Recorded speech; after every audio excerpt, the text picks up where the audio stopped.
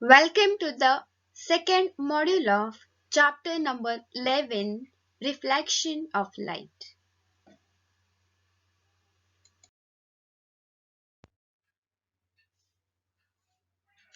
In this module, we will be learning spherical mirrors, its various types in detail.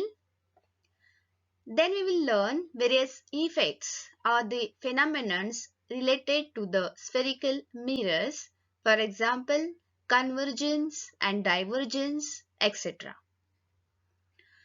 Then we will learn various terms related to the spherical mirrors. Also, we will study certain rules that we have to follow while drawing the ray diagrams for the image formation by spherical mirrors. Also, certain sign conventions we will learn which we have to follow while drawing the ray diagrams.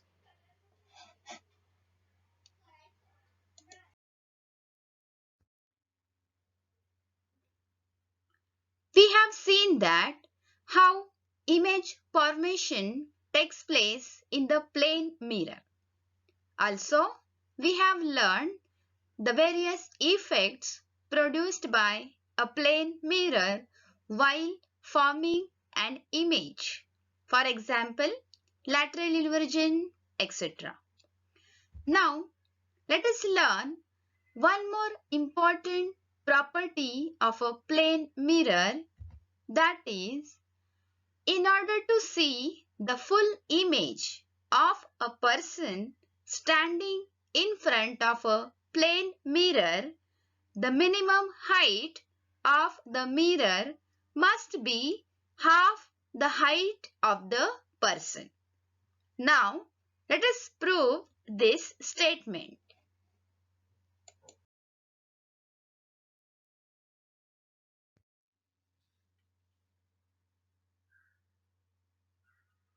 Let us prove the statement.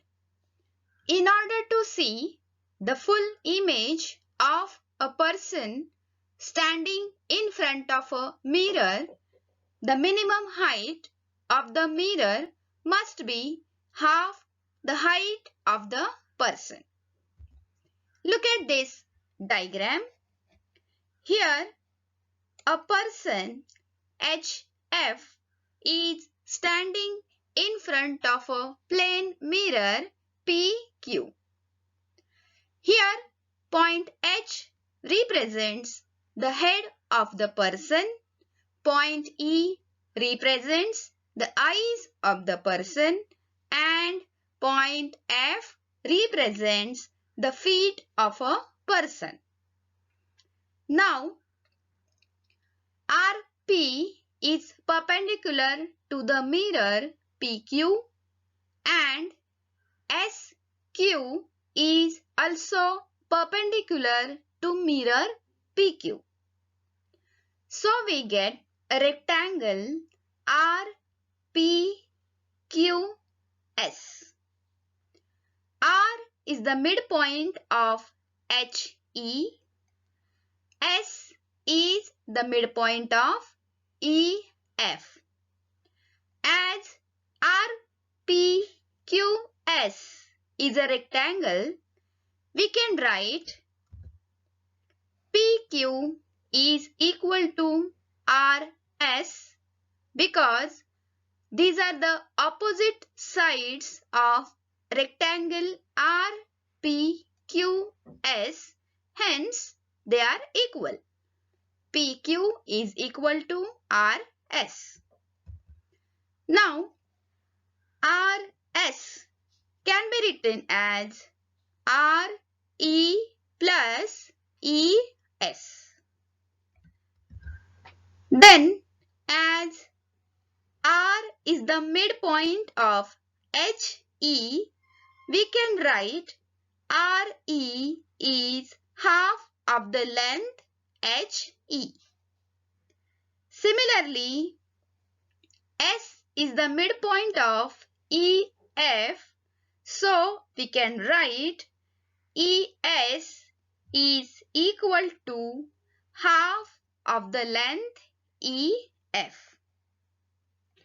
Now 1/2 can be taken out as a common factor and we get HE plus EF in the bracket.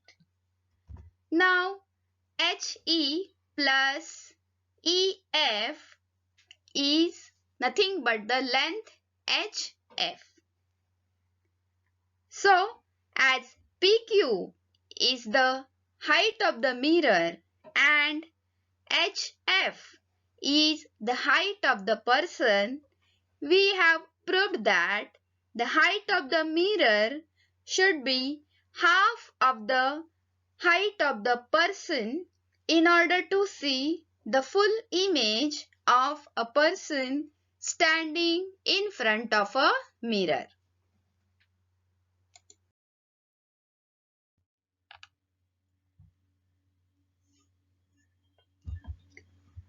You must have seen the mirrors displayed in the laughing chamber in a fair.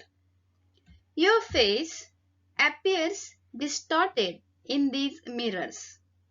Why does this happen? These mirrors are different from the mirrors we have at home. They are curved. The images formed by curved mirrors are different from those formed by the plane mirrors.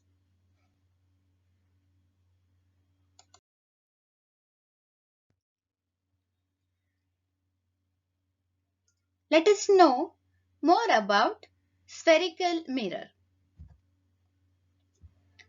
If we cut a rubber ball into two parts, as you can see here in the picture, we can see that each of the two parts has two types of surfaces, inner surface and the outer surface. Generally, spherical mirrors are parts of a hollow glass sphere, as you can see here in the picture. The inner or the outer surface of this part is coated with a shiny substance to produce a spherical mirror. Reflection of light takes place either from its outer surface or its inner surface. And depending on this, there are two types of spherical mirror. If the inner surface of the spherical mirror is the reflecting surface, then it is called as concave mirror. And if the outer surface of the spherical mirror is the reflecting surface, then it is called as a convex mirror.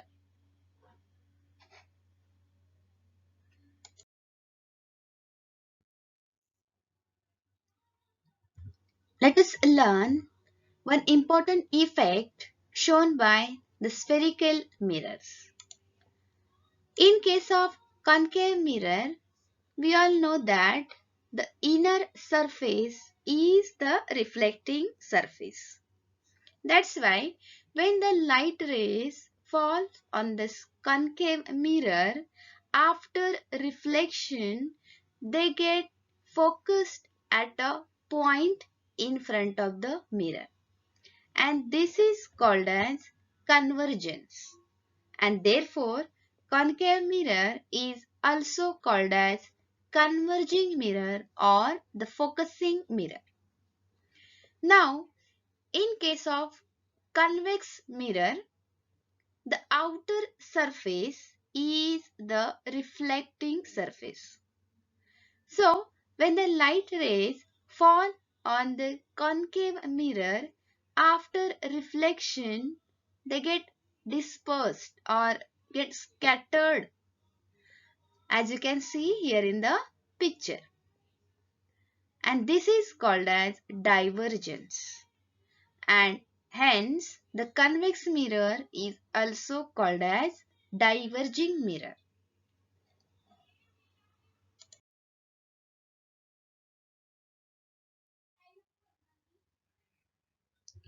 Let us learn various terms related to spherical mirrors.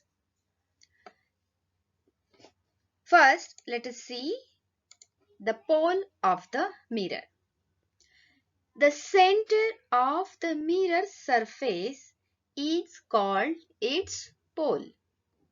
As you can see here, point P is the pole of this mirror. Next is center of curvature. The center of the sphere of which the mirror is a part is called the center of curvature of this mirror. Here C is the center of the curvature of this mirror. Next is radius of curvature. The radius of the sphere of which the mirror is a part is called the radius of curvature of the mirror. Here you can see CP and CA both are the radii of the curvature of this mirror. Next is principal axis. Here you can see the straight line passing through the pole and the center of curvature of the mirror is called the principal axis of this mirror. Here you can see PM is the principal axis of this mirror.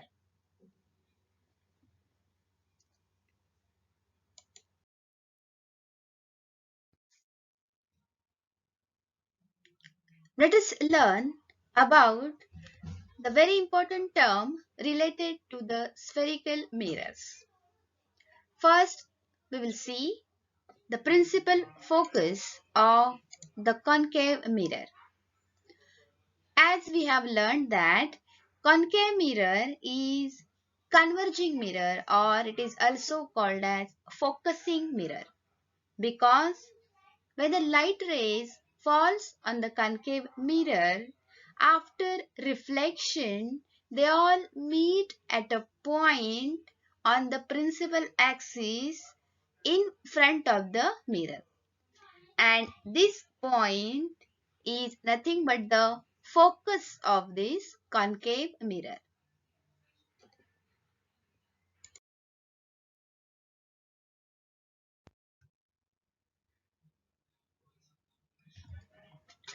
We have also learned that the convex mirror is also called as dispersing mirror or the diverging mirror, because all the incident rays that are falling on the convex mirror gets diverged or get dispersed after reflection. But they appear to come from a point which is behind the mirror on the principal axis, and this point is called as the principal focus of the convex mirror.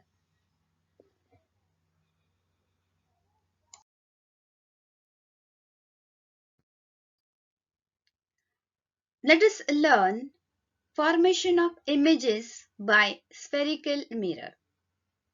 Now, how do we determine the direction that an incident ray will take after reflection from a spherical mirror? We can study the images produced by spherical mirrors by drawing ray diagrams. A ray diagram is the depiction of the path taken by light rays. To draw a ray diagram, we use certain rules which are based on the laws of reflection of light that we have studied. Here is the rule 1. As you can see in the ray diagram given, the incident ray that is falling on the concave mirror gets reflected through the focus of the concave mirror. So, the rule 1 states that if an incident ray is parallel to the principal axis, the reflected ray passes through the principal focus of the mirror.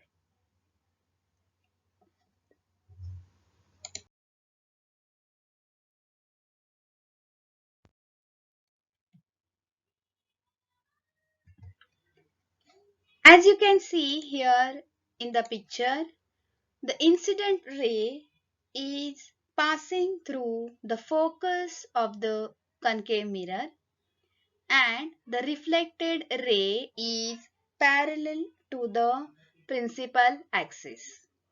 So, this is the second rule that we have to follow while drawing the ray diagrams, and the rule states that if an incident ray passes through the principal focus of the mirror, the reflected ray is parallel to the principal axis.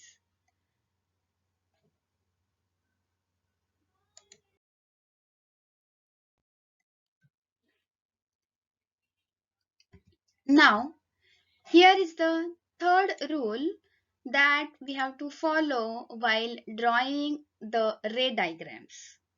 As you can see here in the picture, the incident ray is passing through the center of curvature of the mirror, and the reflected ray also traces the same path. So, the statement of the rule is if an incident ray passes through the center of the curvature of the mirror, the reflected ray traces the same path back.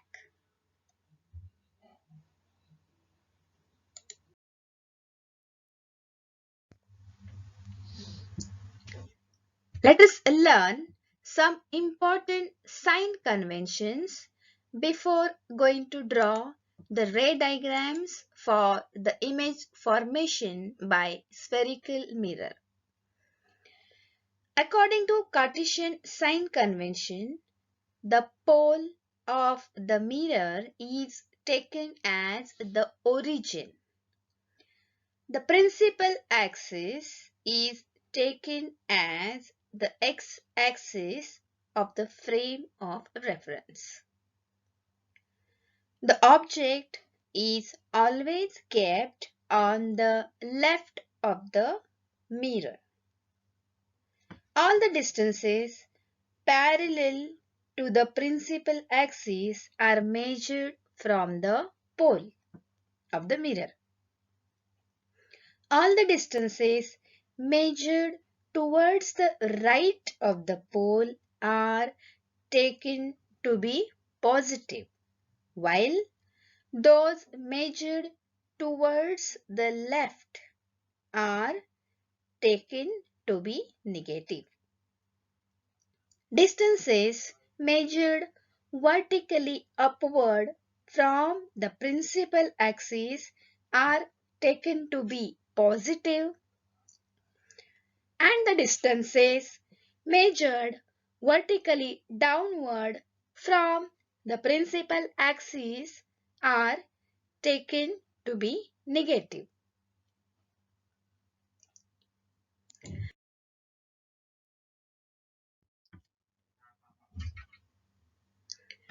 Here, all the statements of sign conventions are given.